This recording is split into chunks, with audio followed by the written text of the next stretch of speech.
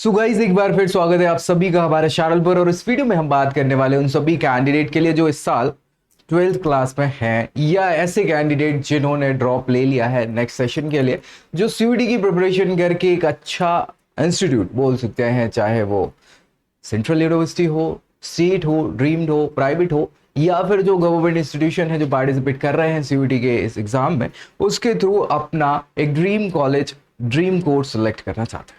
सबसे पहली चीज, बहुत सारे डाउट्स जो बच्चों को आ जाते हैं, खासतौर पे जो नए बच्चे हैं इस बार 12th में आए हैं और उन्हें अभी आइडिया ही नहीं है सीयूईटी के बारे में। सो इस वीडियो में हम डिटेल में डिस्कस करने वाले हैं सीयूईटी यूजी 2026 से रिलेटेड ए टू जेड। इस वीडियो को हम बोल सकते हैं all about CUET UG 2026। So A to Z हम सारी चीजें इसमें डिस्कस करेंगे। आखिर तक आपको देखना है और दोस्तों में भी शेयर कर देना है ताकि उनको भी ये जानकारी मिल जाए।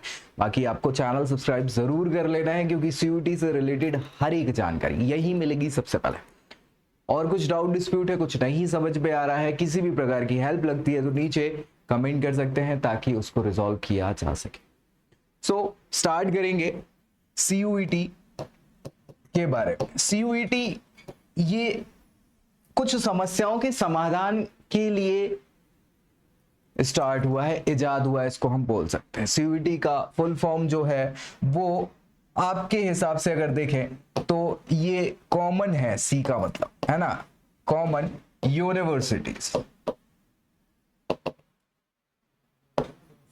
सिटीज आ जाएगा इसमें, एंट्रेंस एग्जामिनेशन या एंट्रेंस टेस्ट के रूप में, और इनके इनिशियल्स लेके सीयूईटी बन गया है। अब चूंकि होता यह है कि पहले कुछ समय पहले तक 2022 के पहले तक जितने भी इंस्टीट्यूट्स हैं, चाहे वो सेंट्रल, स्टेट, प्राइवेट, डीम, कोई भी कॉलेजेस हों, उन सभी यूनिवर्सिटीज में अपने अपने एडमिशन के लिए अलग अलग एग्जाम्स वो कंडक्ट कराते थे या अलग अलग प्रोसेस हुआ करती थी। जिससे होता यह था कि बच्चे जो हैं 12th के बाद एक अच्छे इंस्टीट्यूशन में अगर एडमिशन उन्हें लेना है तो बहुत ज्यादा जल्दोजहद करनी पड़ जाती थी। उनको पता ही नहीं रहता था कि कब क्या, कौन सा टेस्ट देना है, कैसे करना है, क्या करना है।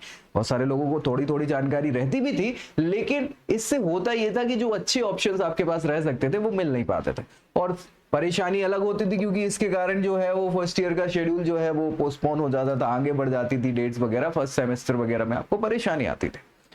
तो इसका सॉल्यूशन निकाला गया एनटीए के द्वारा। NTA basically national testing agency है जो हमेशा आप देखेंगे तो कहीं ना कहीं किसी ना किसी प्रकार के विवादों में फंसी रहती। क्यों फंसी रहती है? क्योंकि ये जो एजेंसी है ये भारत भर के बड़े बड़े एग्जाम्स जो है वो कंडक्ट कराती है। अब चूंकि इतनी बड़ी रिस्पॉन्सिबिलिटीज हैं इनके पे, तो कहीं ना कहीं कुछ कमियां रही जाती हैं और उसके कारण आप देखोगे तो सुर्खियां बटोरती रहती है ये नेशनल टेस्टिंग एजेंसी। और इन्होंने एक और अपने ऊपर सिर पे काम लिया, क्या कि ये जो एग्जाम है सीयूईटी का यही कंडक्ट कराएंगे। अब सीयूईटी में होता ये है कि यूनिवर्सिटीज के बेसिस पे हम दो प्रकार के कोर्सेज यहां देख सकते हैं। कुछ कोर्सेज जो होते हैं वो अंडर ग्रेजुएशन लेवल के होते हैं जो 12वीं कक्षा के बाद आप दे सकते हैं, और दूसरे जो है जो बच्चे ग्रेजुएशन कर चुके हैं वो पोस्ट ग्रेजुएशन के लिए पीजी कोर्सेज कर सकते हैं। और इसीलिए सीयूईटी यूजी और पीजी ये दो प्रकार के एग्जाम्स कंडक्ट कराए जाते हैं अब 2022 से।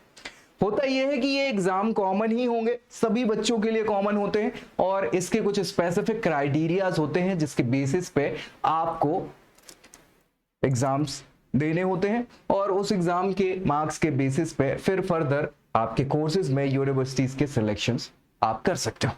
ठीक है, समझ पा रहे हो? चले, तो ये तो एक ओवरव्यू हो गया सीयूईटी के बारे में कि कंडक्टिंग बॉडी एनटीए है, ये कौन सा टेस्ट होता है, कितने टाइप का हो सकता है, किस फायदे के लिए।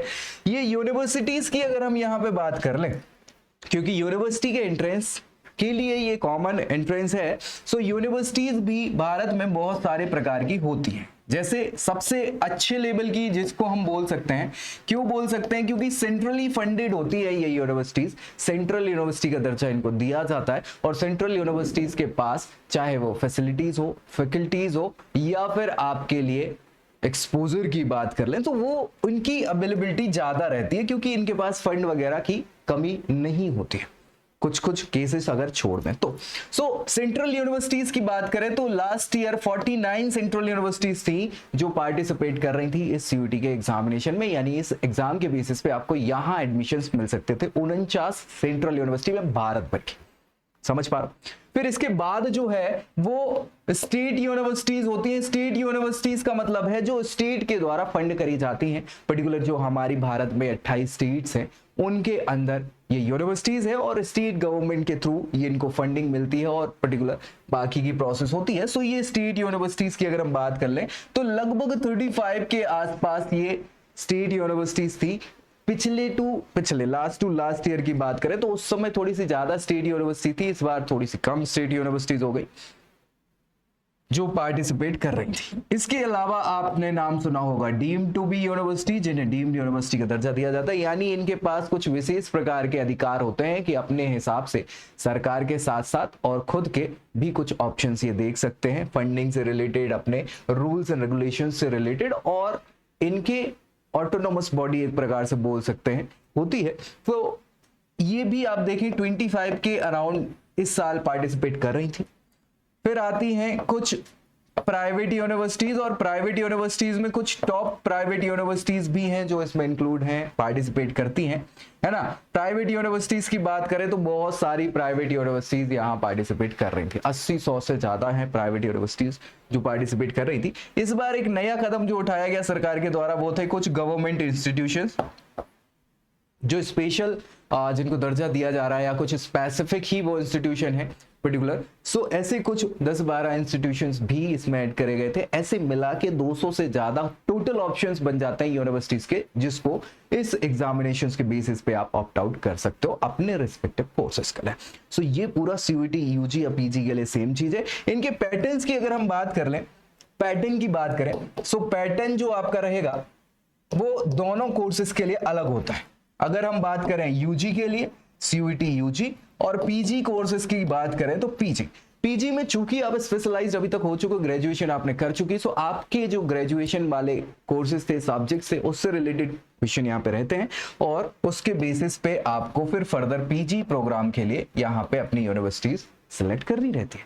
यूजी के लिए चूंकि थोड़ा सा देखो यार, ये जो पीजी वाले बच्चे हैं ये थोड़े समझदार हो चुके हैं ऑलरेडी, इन्होंने ग्रेजुएशन कर चुकी है, इनका डेवलप हो चुका है थोड़ा सा क्राइटेरियाज भी, इसके अलावा इनके लिए कुछ ऑप्शंस इजी हो जाते हैं समझने के। जो 12th वाले बच्चे हैं समझदार तो वो भी हैं, लेकिन क्या होता है कि उन्हें चीजों की पूरी जानकारी नहीं रहती, तो ये बच्चे थोड़े परेशान होते हैं सीयूईटी यूजी वाले। ठीक है, परेशान तो पीजी वाले भी होते हैं हालांकि, लेकिन ये ज्यादा होते हैं सीयूईटी यूजी वाले।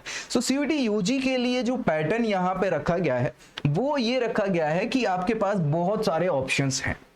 बहुत सारे ऑप्शंस में अगर हम बात करें तो 3 बेसिक ऑप्शंस जिनको कहा जाता है कि आपको जो पेपर सिलेक्ट करने होते हैं, जिसमें एक लैंग्वेज के कुछ पेपर होते हैं लैंग्वेज।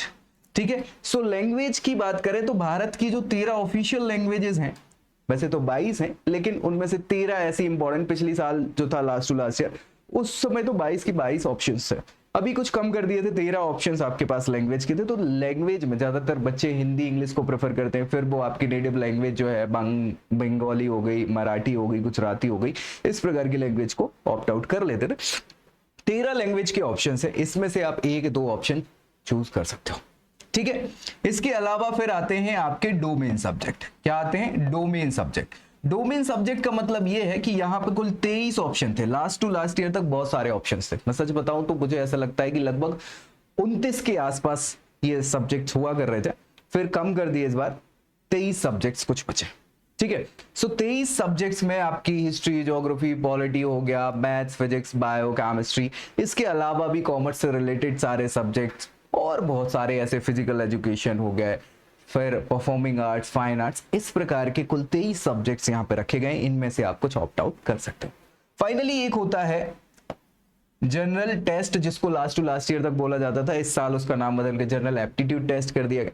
ठीक है, so general aptitude test GAT, ठीक है, ये एक ही एग्जाम होता है, लेकिन इसमें आपकी मैथ्स भी रहेगी, क्वांट भी रहेगा, रीजनिंग भी रहेगी, है ना, जनरल नॉलेज भी रहेगा, ऐसा एग्जाम होता है टोटल जनरल एप्टीट्यूड का। तो ये कुछ 3 प्रकार के ऑप्शंस होते हैं, और इन 3 प्रकार के ऑप्शंस में लास्ट टू लास्ट ईयर जब स्टार्ट किया गया था तो आप 6 सब्जेक्ट्स को ऑप्ट आउट कर सकते थे। क्या कर सकते थे? 6 सब्जेक्ट्स को ऑप्ट आउट कर सकते थे टोटल। इस साल उसको कम कर दिया और इसको कम करके टोटल 5 सब्जेक्ट्स पे इसको लेके आ गया। क्या भैया? 5 सब्जेक्ट आप ऑप्ट आउट कर सकते, कोई भी 5 सब्जेक्ट, यानी टोटल ऑप्शंस की बात करें ये 1, 13 ये 14 और 23 टोटल हमारे पास 37 सब्जेक्ट हैं। 37 में से मैक्सिमम 5 सब्जेक्ट आप ऑप्ट आउट कर सकते हो, मैक्सिमम 5। अच्छा कॉम्बिनेशन की अगर बात करें, क्योंकि सबसे ज्यादा ऑप्शंस जो होते हैं, आप लैंग्वेज सिलेक्ट कर सकते हो, जिसमें ज्यादातर बच्चे सिलेक्ट करते हैं इंग्लिश या हिंदी। ठीक है, ये 2 ऑप्शन आप यहाँ पे क्या कर सकते हो, सिलेक्ट कर सकते हो। जनरल एप्टीट्यूड टेस्ट, और यहाँ पे 3 सब्जेक्ट, कुछ बच्चे हैं जो 4 सब्जेक्ट भी ऑप्ट आउट कर सकते हैं, है ना। ये डिपेंड करता है, ये ज्यादातर के क्राइटेरिया। अब इनमें से 5 आपको सिलेक्ट करना है जो ज्यादा से ज्यादा ऑप्शन है। तो होता ये, एक जनरल एप्टीट्यूड टेस्ट, एक इंग्लिश ले लिया और 3 डोमेन सब्जेक्ट आपने सिलेक्ट करे। सबसे ज्यादा यूनिवर्सिटीज के ऑप्शन इस कॉम्बिनेशन से आपको मिल सकते हैं। ठीक है, इनके लिए फिर प्रॉपर तैयारी होती है। कौन कौन सी यूनिवर्सिटी है जो पार्टिसिपेट, मेरे नाम बस बताएंगे, इतने नंबर्स हैं, नाम आपको अभी भी नहीं बताऊंगा। तो टॉप यूनिवर्सिटीज भी हैं, टॉप के अलावा कुछ बोल सकते हैं मॉडरेट यूनिवर्सिटीज भी हैं, कुछ ऐसी यूनिवर्सिटीज है जो स्पेसिफिकली कुछ कोर्सेज के लिए हैं। तो उनके हिसाब से अब आपको ये सिलेक्ट करना होता है कि हम इस साल 12th में है, आपकी जो भी स्ट्रीम है, उसके अलावा आप भविष्य में करियर कौन सी विषय में बनाना चाहते हैं, किस सब्जेक्ट में, किस कोर्स में बनाना चाहते हैं, उसके हिसाब से आप अगर अभी से ढंग से सोचेंगे तो गलतियां नहीं होंगी। मैं लास्ट ईयर पिछले कुछ सालों से जो है काउंसलिंग में पार्टिसिपेट करा रहा हूँ, बच्चों को उनको गाइड भी करता हूँ। तो मैंने देखा कि अच्छे समझदार बच्चे और उनके पेरेंट्स भी, जिन्हें जानकारी नहीं है, वो भी ऐसी गलतियां कर देते हैं कि अच्छे मार्क्स आने के बावजूद भी बच्चों को उन अच्छी यूनिवर्सिटीज में उनके पर्टिकुलर कोर्सेज के लिए एडमिशन नहीं मिल पाता। वो लास्ट क्या करते हैं, भटकते फिर कोई भी ऐसी जनरल यूनिवर्सिटी से अपने उस कोर्स को परस्यू करता है। तो ये चीजें आपके साथ अभी गलती ना हो, इसलिए क्या है, इसके बारे में आपको पूरी प्रॉपर जानकारी होनी चाहिए। फिर भी डाउट डिस्प्यूट्स वगैरह हैं तो वो मैं आपके रिजॉल्व कर दूंगा। कमेंट्स आपको करना है नीचे, साथ ही साथ आपको क्या करना है, शेयर जरूर कर देना है, ताकि ऐसी जानकारी लोगों को मिलती रहे। अभी बची हुई कुछ चीजें हैं जिसके अंदर इसमें भी, जैसे आपके पैटर्न्स हो गए, है ना, कि क्या कैसे एग्जाम का पैटर्न रहता है, कब क्या कैसी डेट्स रहती है, शेड्यूल कैसा रहता है, क्या हमें अटेम्प्ट करना है, कैसे करना है, नहीं करना है। तो उन सारी चीजों के बारे में भी एक एक करके मैं वीडियोस आपको ले आऊंगा।